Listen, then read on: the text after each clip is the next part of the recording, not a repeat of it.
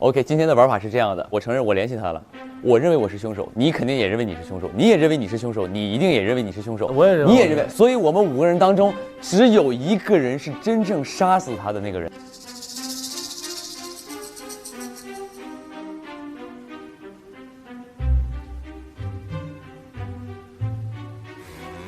哎，我认真要说一句，我觉得这一季我们录得非常开心，我们6个人已经从朋友变成家人。如果每个人都砍了一刀，那我们一起担下这个责任，这一案我们不破了。不破了，来，赶飞机走吧。不破了，他该死，他该死。来，3、2、1，3、2、1，一路平安。不，死好，来，一路走好，一路走好。3、2、1，一路走好。再见，收官了。哎，拜拜。杀青了，拜拜。还是要把整个案件呈现给观众，好吗？哎，5个人都选了 X， 都选中他了，对，所以才5个人都会联系他。只能选中我啊，又没有别人。没有别人5个人都选了 X 是吧？对啊，没有1个人是不选的。对啊，玩那个游戏就是选。对，硬选是吧 ，OK， 无所谓，好嘞，无所谓，来搜吧，来，先搜吧，先去宴会厅。我知道你为什么突然卡住了，因为你已经知道真凶是谁，你在帮他玩了。你是好人，你不是这个状态吧？说你们一直在讨论，你们在说你们在哪杀的，我怎么知道你们在哪杀的？你想多了，他是没有任何线索的。他5个人给他发了消息，联系他了，他也得推出来那个人是谁。我跟你是一样的，如果你不是凶手，我现在跟你一样。你们每个人都说你们是凶手。我想问你啊，如果你知道凶手是谁，你是要帮着他玩的吗？帮着谁？凶手。我到现在都不知道凶手是谁，但我感觉肯定不是你。但你一定是你凶手赢了，你才能拿钥匙是吧？对啊，因为他今天怎么都是反派嘛，他怎么都是反派。但虽然他现在是做的正直的事儿，但是他一定是反派。我觉得他从刚刚开始已经有点不正直了。不正直，我到现在都不知道是谁是真的。磁筒可存放低温液氮，把面团急速冷冻之后变成一个大铁球子。我觉得 A 有很大的问题，因为 A 在烤串儿，他在外面烧烤，他自己把鼻子护住，我们看不到的。我想说一个点，还有一个点是什么呢？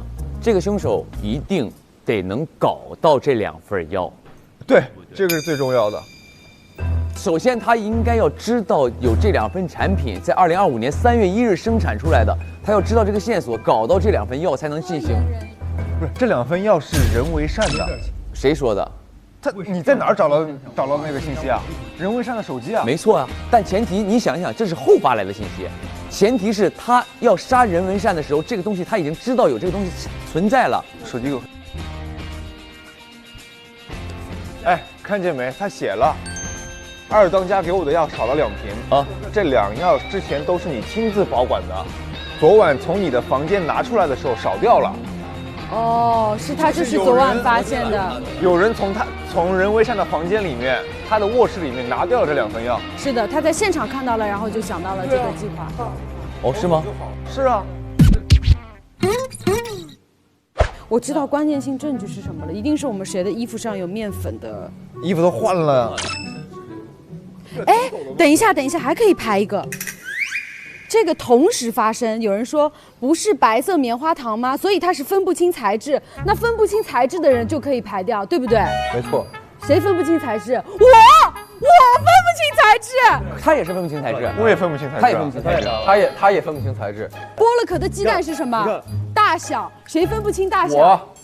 我手臂。他也分不清大小。对。OK， 今年2选1。如果说我们2个分不清大小排不掉，为什么你们2个分不清材质就被排掉了呀？因为我说了话，我说，哎，为什么不是白色棉花糖吗？对啊。So， 你可以排那个说那句话的人不是凶手，但是你没法确定说说那句话的人是你呀。你为什么可以说那句话的人是你呢？哦，你也是分不清材质。这么多人分不清材质呢。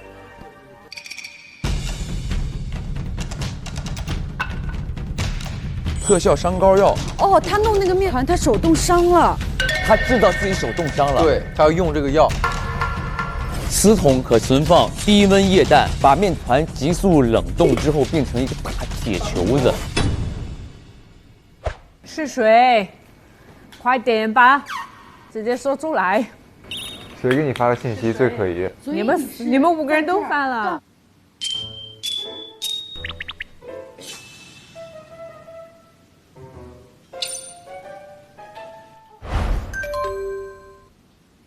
按照我们目前6个人的推理逻辑说，我们得出来的结论是这个凶手没吸到毒药，对不对？所以这个凶手没有失忆，所以这个凶手现在一定知道自己是凶手。为什么凶手没有失忆啊？因为他吸入了这个毒药之后，他不知道拿什么东西砸他了。但是我在吸入毒药之前，我就知道我要用这个行凶了，那我不就知道那个东西在哪儿了吗？那他被置换了之后，他也不知道自己是哪个类型的置换啊。对啊。我今天我是凶手，我是凶手。我在吸药之前，我知道我今天要用这个面团打死他，那我就知道这个面团在这儿，你再揉这个面团就行了。我就算吸入药，把它看成黑皮球，我知道那是面团，拿起来砸它就行了吗？我觉得他刚才他说那个是对的。我为什么还要后面去实行一发跟你们一样的所谓的我已经被置换了，再去假杀他一次呢？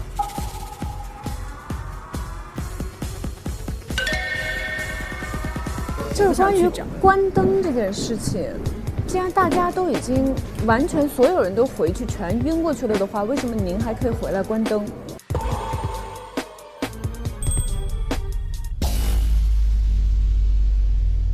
今天其实太难了，有一点，我觉得今天有点难。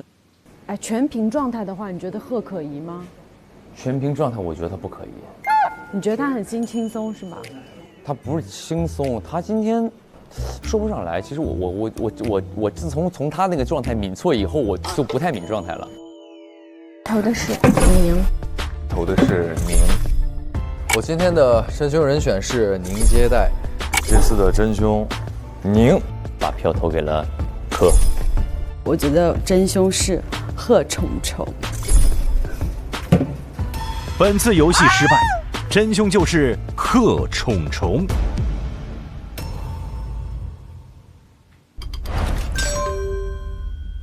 我觉得光是一个人有这个要做一个艰难的事情，我觉得已经很难了。因为其实2个人做推探的时候，我都觉得会有点难，就要去领导大家的话，所以今天一个 X， 一个推探都在我身上的这份工作，我是 MVP。第4期的 MVP 在我心目中，那当然是我啦。对，我成功的逃脱了大家的火眼金睛。